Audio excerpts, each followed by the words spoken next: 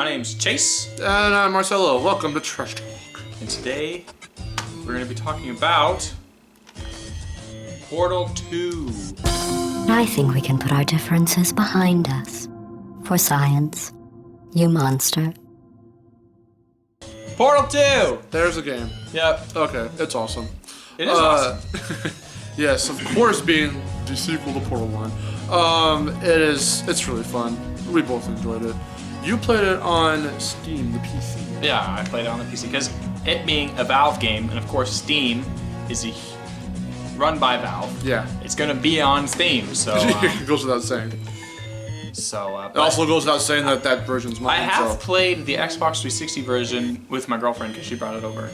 And so I have a little bit of experience with the control scheme of the console version, but I played most of it via the PC, so it's going to be an interesting little duo here. Yeah. Okay, so the game came out April 19th, 2011 on PS3, Xbox, PC, and I think a couple other things. I didn't look up every single thing that it's on, but it's on quite a lot of stuff. And that's really all we have to say about that. It's an awesome game. There's not much else to say. That's our summary right there. It's awesome. It's fucking awesome. Okay, bleep that part out. Okay, story time.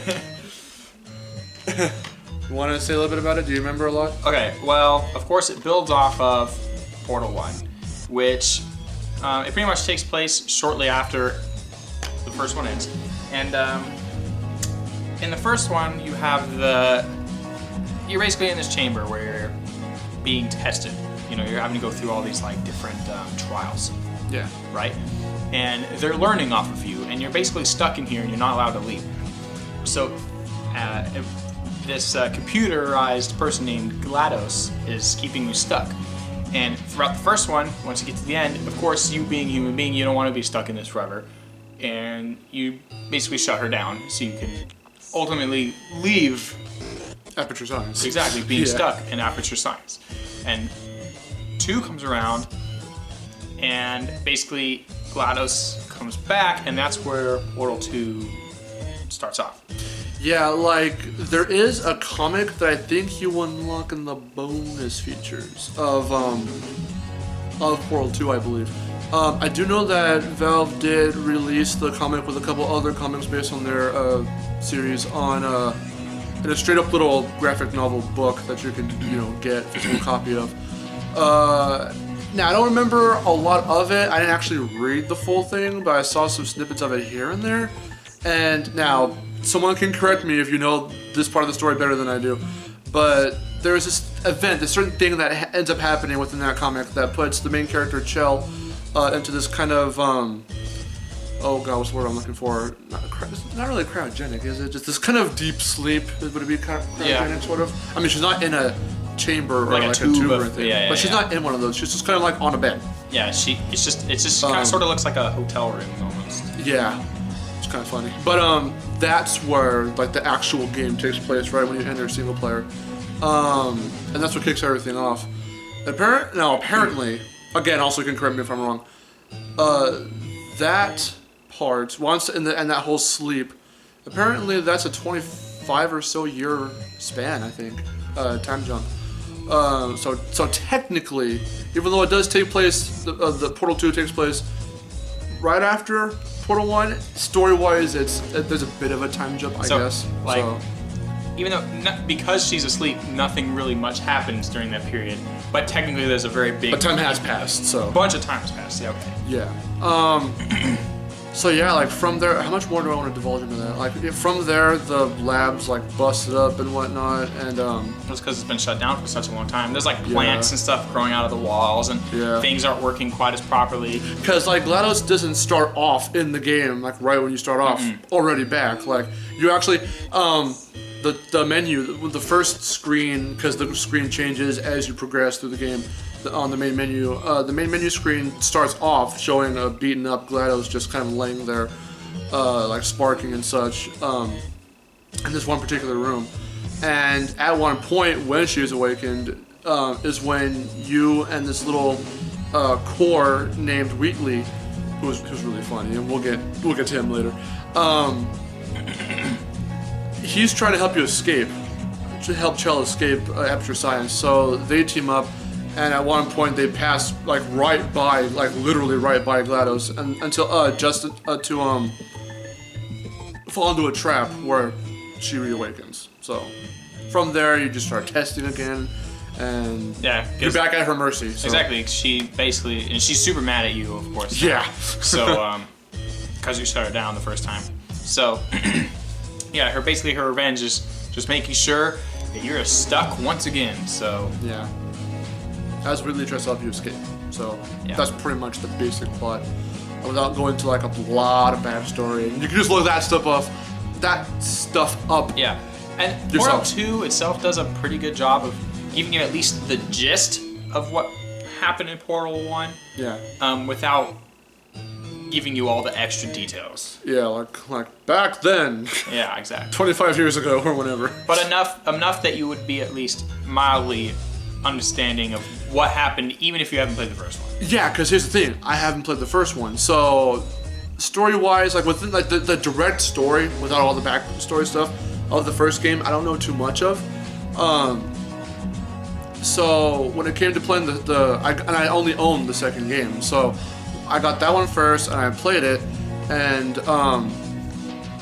yeah, not so many things were clear at first glance, but looking back into the story later on, even after I beat the game, looking up some stuff, I got the gist of it. And even while in the moment, while playing the game, with little to no knowledge of like the lore and all that, I still got, what they're talking about here and there. So there's that. Next subject is, what's the next subject? Do you remember? No. Controls. I remember. I have a good brain. Controls. I'm glad you have a good brain. The controls. Okay, so you want me to start? Okay, so basically, of course, like I said earlier, I've played a little bit of the console version, but I've mostly played dominantly on the PC version. And it being a first-person game, I tend to believe, at least me and a lot of others might agree with me here, is that first-person tend to work better with a mouse and keyboard, of course, and that's my opinion. I've played both versions, just a little bit of the controls, but coming from Valve and being on like Steam and being one of the really major games, they really made it so it was really fluid. I had no problems with it. It worked really well. It felt natural to me, and I was able to get around and do things what I needed to very easily and quickly. Of course, except for the puzzle aspect, which we'll get to later, that slowed me down. But from a control standpoint, I had virtually no issues with the game whatsoever. Yeah, so with me in the PS3 version, mapping all the controls to the buttons on the controller, it works out fine.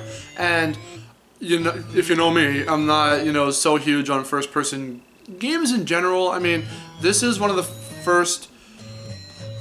first-person shooters, because you're shooting portals, where it felt fine to me. It felt pretty fluid, and that is one thing. Like, if you think I just hate shooters just to hate them, like I don't. One little factor, it's not my basis of why I don't like shooters, but one main factor is I can't aim very well. I just don't know how to control aiming when I'm trying to play a first-person shooter. Yeah. But aiming in this game wasn't very tough at all. Even though, again, it's not a first-person shooter in technical terms, but... And one cool thing from this, too, is Portal isn't a game where you have to be, like, really quick and really precise at your aiming most of the time. Yeah. There's a few occasions where you might have to do something a little quickly because of, like, a timer or something. Oh, yeah. But generally, you can usually take your time trying to figure out the puzzles and make sure things are precise and stuff, which, of course, probably helped you a bit, from what I understand. Yeah. Being able to take your time. Yeah, that did help a lot. So yeah, with this being a first-person game, and in general first-person stuff, I'm not too good with the controls, but these ones I actually kind of was, so that surprised me. So that's all I gotta say about that. Yeah. Okay, so next up is aesthetics, and just the general look of things. So, you want to go on that as well? Well, first? When it comes to the aesthetics, of course, Portal being from Valve, a lot of the games from Valve have kind of this particular look to them, and you can kind of see, like, for example, you got Half-Life 2, and you got Left 4 Dead and Portal, and of course they all have their different styles and feels to them because they're different games, but their art styles are somewhat similar, and you can kind of say, wow, that's a Valve game, you know, when you look at it. It's like, or at least make a pretty educated guess if you've had experience with some of other Valve's games. But it looks really nice. The art style for that game works really well. Of course, because with the game, it's not, I mean, although it has seriousness to it, it also has kind of like a funny, humorous undertone, or maybe not even undertone, probably a pretty decent aspect of the game. So with that, it's kind of like a really good mix between the graphics as well, between realism, but it still has that undertone of like cartoony look to it. You know what I mean? Yeah, I can understand. Which, with the feel of the game that they're trying to get, works really well in my opinion. Yeah, like I didn't know what to expect too much before diving into this game. There were a couple, like, I think there was probably like a Digital Gaming that did Portal. I know Game Theory did a couple Portal stuff. So I saw things like that, so I knew of Portal, you know, before playing. But once I was in the thick of it and really into the game, like, I don't know too much what to expect. But yeah, for the tone, it can get a little dark at times, but also what is a constant, what I was looking for. Like, it's constant in the background is the humor, which mainly come from GLaDOS and in this game Wheatley. So I dig it. And one thing I also want to mention real quick, which I should have mentioned in the past aspect, there are moments where what could come with humor, like one of the characters being like, "Oh, you don't go that way. Sorry, let me redirect you this other way." And sometimes they'll even say it like that. It makes you think, and it really keeps you on your toes, because you think you're supposed to let the path drawn out for you just go straight, and something will crash down and wreck like the metal see-through little, you know, area you're standing on, you know, or something like that. And there are many unexpected moments like that, which makes it like you're not just like, oh, I'm walking through a hallway now, and you're not portal shooting or anything. You just have to walk straight. So even though the game is relatively linear, with those kinds of things, it makes it feel less so. Yeah. You know. Yeah, and it really makes you have to think when something like that happens. You're like, oh shit, what's going on? So that's really cool. But yeah, for the aesthetics, as I think I mentioned just a little while ago, with that whole time jump in the plot, Aperture Laboratories looks like hell in a lot of parts. Where I actually found out, I watched a little fact, like Did You Know, not Did You Know Gaming, but Did You Know about Portal 2, where they even reused a couple test rooms directly from the first game, but with the aesthetic change of it looking all beaten up and old and stuff, sometimes you couldn't even really tell, unless you really paid attention to it if you played the first game. And that's really cool. Another thing, which, I guess spoilers, we also didn't cover in the story, which I forgot to do, but there's this moment in the story which I guess I'll explain later. I can explain it in the characters, okay, and that comes at the end of the review, so I found a way to do that.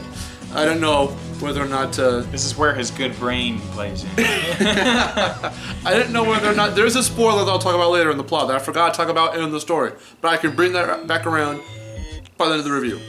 Keep that in mind. There will be spoilers. What are, I guess, also right now, sort of spoilers? I have to find a way to spin this. There's a moment where you're not testing in the chambers, and you're trying to escape Aperture Labs, and you get caught in a trap, and you kind of fall... Where would this end up being in the lab? Like, you're still in the lab, but after a while, when the lab looks all beaten up, and this does still pertain to the aesthetic, so I'm not going off track here, once there's the beaten up, you know, in the beginning of the game, there's beaten up, good job playing with your eyebrows, I saw that. I looked at the LCD screen. Where there's the beaten up rooms and all that near the beginning of the game, GLaDOS tries to fix them up and they look a little bit more pristine and white again and clean and looking and everything. But then at one point you get kind of trapped in a trap and almost like ejected out of that whole part of the lab. So now you're trying to navigate through like, what, these big ass structures and stuff later on near the, coming towards like the middle end-ish of the game. And the mood just changes, at least for me it did. Did you ever kind of get that feeling at that part? just testing, going from chamber to chamber, not trying to find your way through like all this industrial shit. Like, the mood changes pretty drastically. At least I found it that it did. And with that, it got a little darker. There was less wisecracking from like GLaDOS and all that, and there were some like moments where you can hear Cave Johnson's like clips and stuff where he talks. He like leaves little messages here and there. So there's still humor right there when you listen to Cave Johnson's messages. And but primarily in that part, it's a really dark tone. Just later on, after that, for you to get back to the chambers and all that. So it's a really nice change of pace.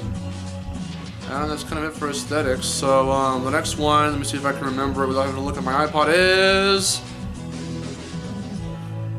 I forgot. Soundtrack! I didn't forget. Anyway. I just made a guess. I just was right. What cut? You didn't see a cut there. Anyway, soundtrack. Oh, jeez. I guess I'll go first this time. Soundtrack's awesome.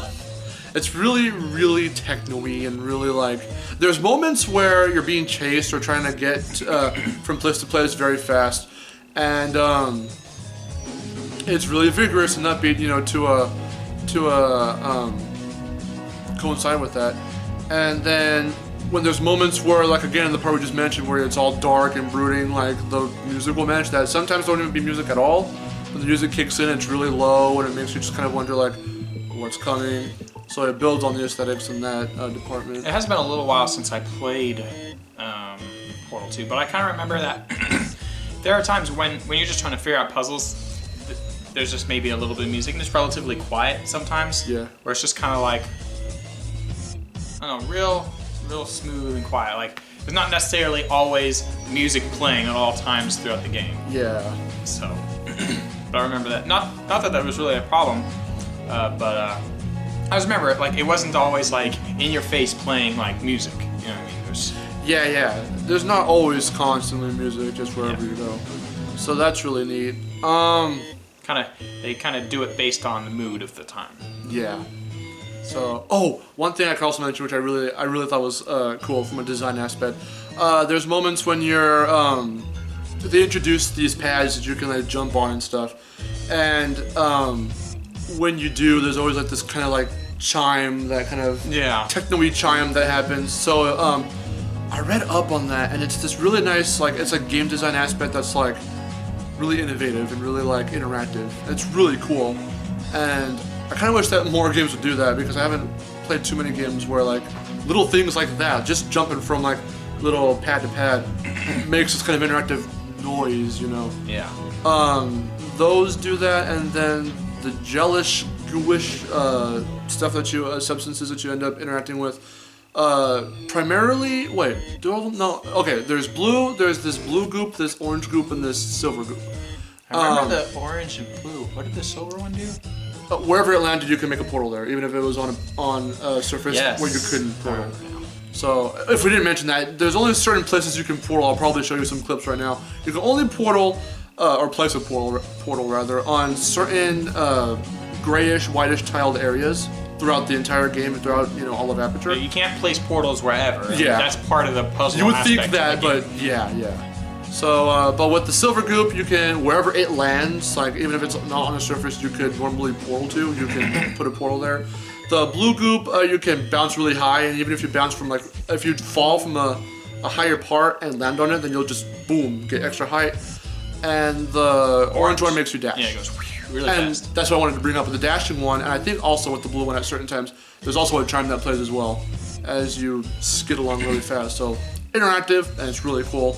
Also, what's the song, Want You Gone? Love that song. It's the ending song to the credits that GLaDOS sings. Really awesome. So, that's kind of it for soundtrack, and I actually do need to pause real quick. What I want to put in is, which we should have probably put into the gameplay aspect. Yeah. Just to put this in here really quick. Of course, it's a puzzle game, which we've mentioned a few times. So there's a lot of puzzle aspects, but really one of the big things in this game is the physics is very, very physics-based. Like, like I said, with the goo, there's the speed, there's the extra bouncing, you know, there's all kinds of things like that. But of course, when you're going through the portals, gravity pulls you different ways depending on how the portals are working.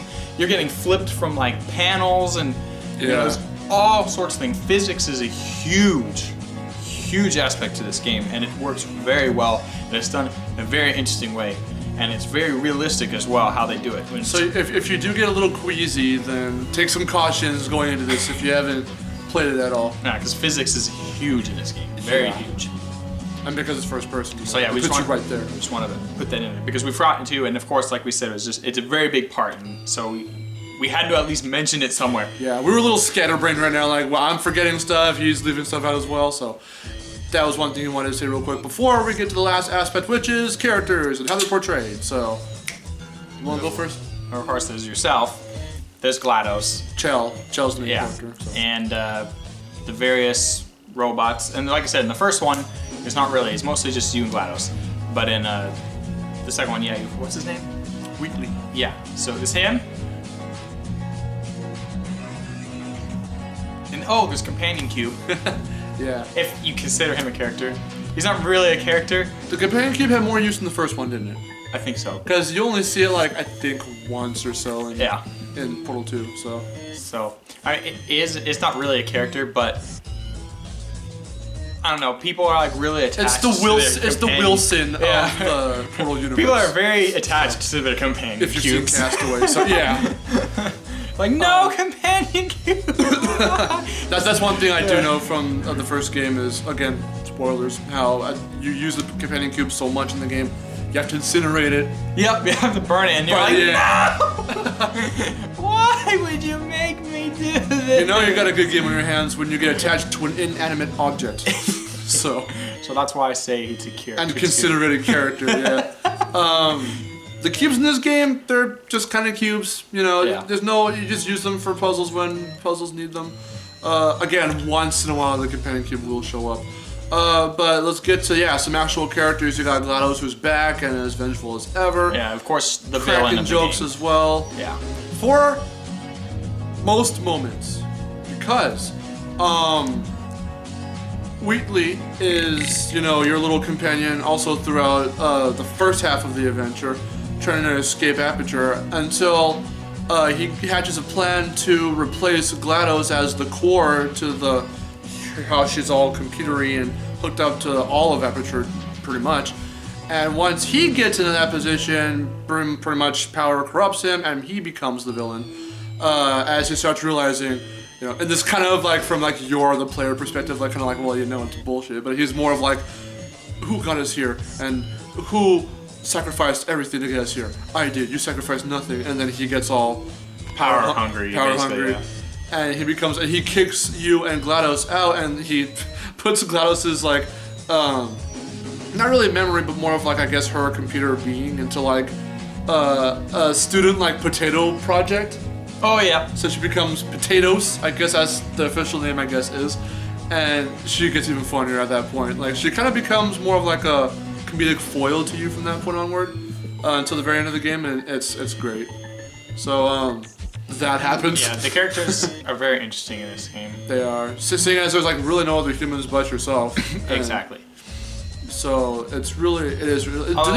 What were you saying? There are actually two more characters in the co-op version. Yeah. You play as two robots. Yeah. I can't remember the name. I'm gonna call them Orange and Blue. Atlas and Peabody. Yes, Atlas and Peabody. Atlas is the tall one. Yes. Who is orange, and Peabody's the short, fatter blue one. You think of him as like Mario and Luigi. It's really interesting because wait, who's the shorter one? Peabody. At least I'm pretty sure. No, I think Peabody's Peabody's the slimmer one. Atlas is the short one. You sure? Yeah. Okay, I'll just take his word for it. Okay. I couldn't remember which way it was. Because I was gonna bring up an interesting little quip, little trivia note, but then I also kind of was like, I got confused with the names. But yeah, so Atlas is the shorter one, and he is based off of the personality cores. Wheatley's a personality core, and which I'll get to later on, spoiling the ending of the game for those of you who have played it. Atlas is based on a personality core, and then Peabody's based off of the turrets.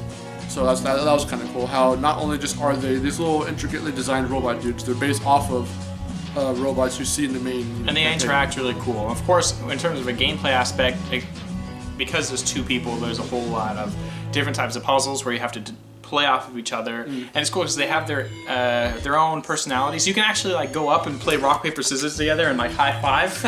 Yeah, I'm not joking. You just cool. go, yeah. So you just like do do do, and when one will win and one will loses, and one will start dancing, and the other one's like you know. Nice. It's just cool. Oh my god. So yeah, so there's those characters, and then I guess going a little bit more into Wheatley's character, where he does become corrupt and such. I mean, he's a really cool character. I think the voice actor got nominated for some kind of award for his performance. I forget which what it was, but that's pretty cool of him, and he is a funny character at first. Like most of the other characters, he's really quirky, and it's really funny because even when he gets in power and he's all like corrupt and evil, he's still not like fully evil, or he like is, because he has the power, and he's the one who gets you back into testing, because he kicks, Chell and GLaDOS out of the main chambers of Aperture and into those areas I was talking about earlier. And so you have to find your way back into the chambers and go through more of Wheatley's tests now, which he just stole from GLaDOS, which is funny. So they're not really his tests. Yeah, so that adds to like his like, oh, I couldn't come up with anything clever, so I just took hers. Yeah, exactly. So he's a cool character, and that plays into the ending where he gets more, badass, and he takes note of the previous battle with GLaDOS in the first game, and he tries to do things where he'll put up shields and stuff. Now, apparently, because he mentions this, and this is, I guess, a reference to the first game, you can just, where there are the panels, you can put portals wherever initially in the GLaDOS fight, in the first one, right? Have you gotten to that part at all? Have you seen that or anything? You told me you didn't get to the very Yeah, beginning. I actually did not get all the way to the very end of the first portal. I got most of the way through it. I know the story and etc. I just haven't played the very ending myself. I cannot. So from what Wheatley says, I guess it is in reference to the first game. I guess at the and again, you can correct me if I'm wrong, but out the right off the bat, you can, I guess, like throw portals around while you're facing GLaDOS in the first game. Well, Wheatley makes sure in his little lair, in this room that you find him in, that there's no places to put portals, and he also puts up like a bunch of like a dozen little shields all around himself. So now you gotta start. They reintroduce the goop and all that, and pretty much everything you've learned from that point onward, you have to remember and execute into the boss fight. And there's things like having to find panels up around the walls to.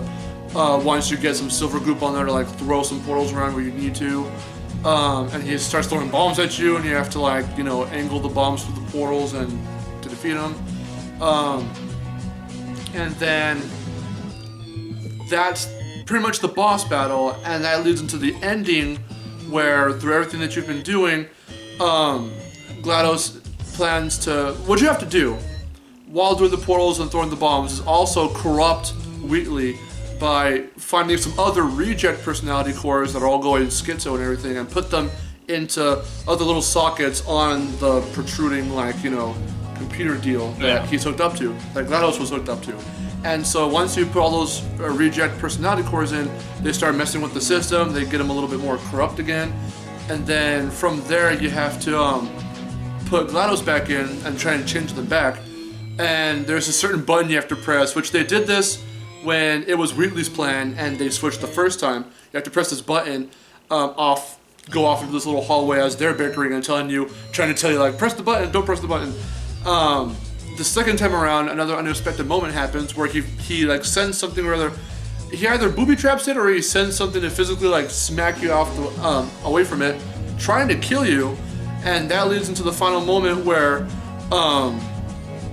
GLaDOS at the last minute tries to switch back, and the whole place almost literally just blows up to where the ceiling's all caving in and everything, and it shows off part of the moon. So now you gotta portal into the moon and send everything, Wheatley included, into space. Flying. Whee! And that's how you defeat Wheatley. And from there, GLaDOS at the very last minute switches back into her, computer deal and gets back to normal. And then through everything, going and switching now back to GLaDOS's character, it's really cool to see how like she used to be just power hungry and always like, why, are you here? I'm just gonna fucking kill you, get you out of the way, That's how she's, been, and then she's got her sarcasm and such.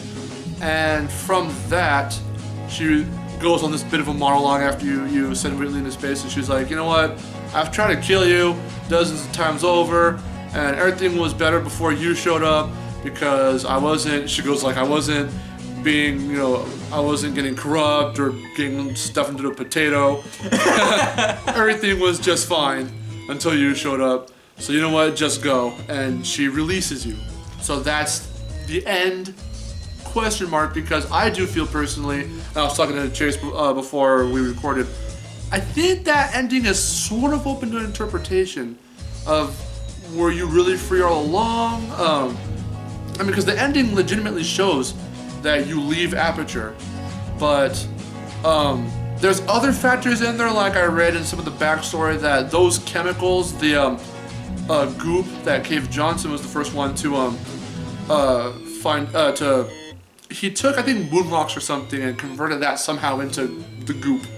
I don't know how much, that's explained, but he died from poisoning of overexposure to that.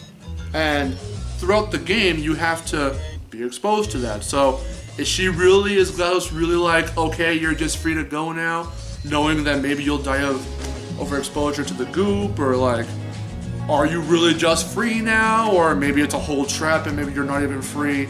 Like, it's more of like a virtual, like, you think you're free but you're not, or something, or is there a direct answer, is there not? I don't know, maybe there is, again, correct me if I'm wrong, but it's really interesting. I don't really know, but that's why I think it's open to interpretation, so. That was quite the spiel you just had there.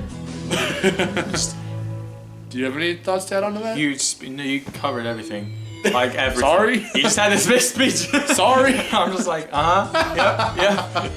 Sorry, that usually, if you've been with us this long, that tends to happen, and I'm sorry, but I like to get Either me or him or Wes or Jerry or everybody. Yeah. And sometimes we have episodes that run an hour or longer. Yeah, we have to cut a bunch of crap because we're just like, just like that. Perfect. Just example. like that. So, that's Portal 2. It's right here. Does this game stand up as a sequel? Yeah. Yep. Of course it does. It is really cool.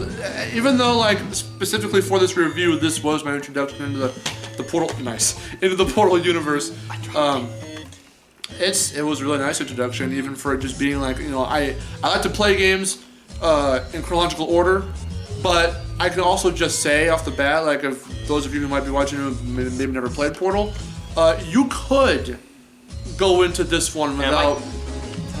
Well, like we said earlier, it does a pretty good job of giving you the gist of stuff. Yeah. So. Yeah, you can go into this without really having. I went into it with like little to no, prior knowledge of the lore or the first game. So if you want to play this before the first one, go ahead. I can't really, speak for the first one because I never really played it, and he's only played so much. I've played most of it. Yeah. So, but I like it. It's I guess there's fewer characters. You don't have. I still forget his name. Weeaboo. Wheatley. Or even Atlas and Peabody. So. Yeah, of course, because it's basically strictly single player, the first one, but you still get introduced to GLaDOS, and you get her funny humor throughout the first one, and so it's still it's very obviously it's still a good game. It has the same things as Portal 2 basically. Yeah. It's just this is just an extension of the first one. Does it have the goopy stuff? I can't remember if it does or does not. Okay. Just wondering. Tell us. But is there goopy stuff? It's a Portal 2. I can't remember. Yeah, you guys tell us. Yeah. Because I'm brain dead. I couldn't even remember. I have a good brain. I couldn't even remember who he is. Apparently, I have the done it. Because I was like, Peabody's the tall one and Atlas is the short one. That's what. That's the right order. We have to have fun here. Okay, final verdicts. We just gotta end this. 5 out of 5 from me. It's gaming perfection, probably up there. I've mentioned before that I got 4 games I consider to be near perfect, and this one might be like, can make it 5, top 5, perhaps. I need to play the first one.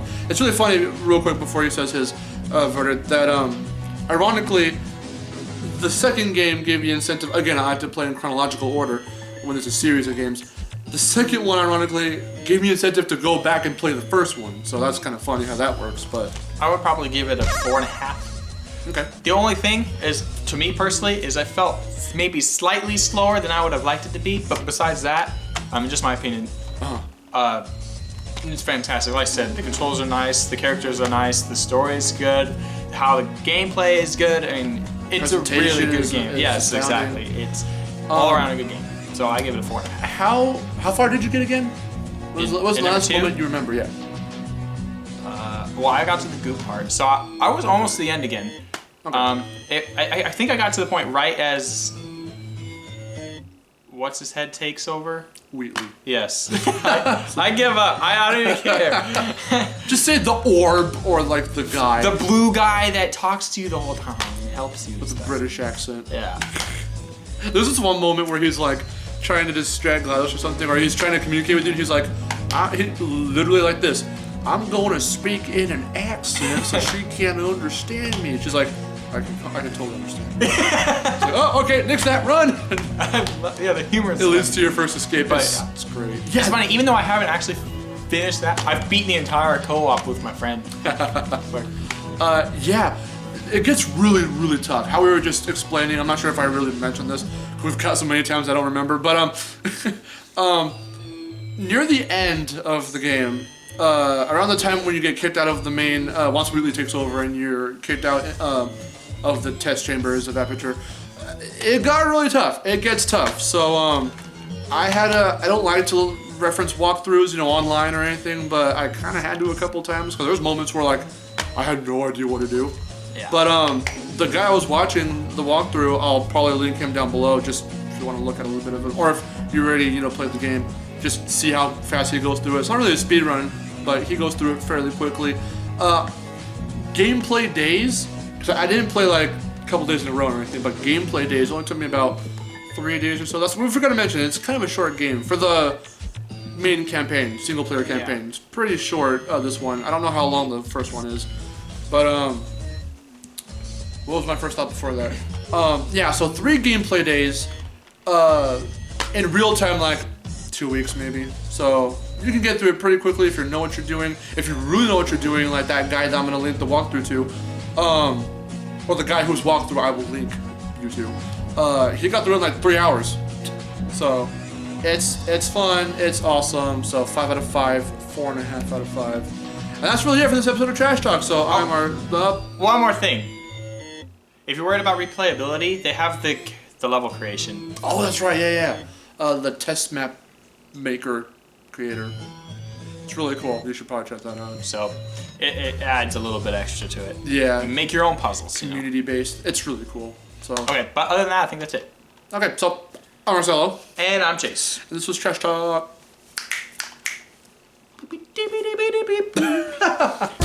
I think we can put our differences behind us.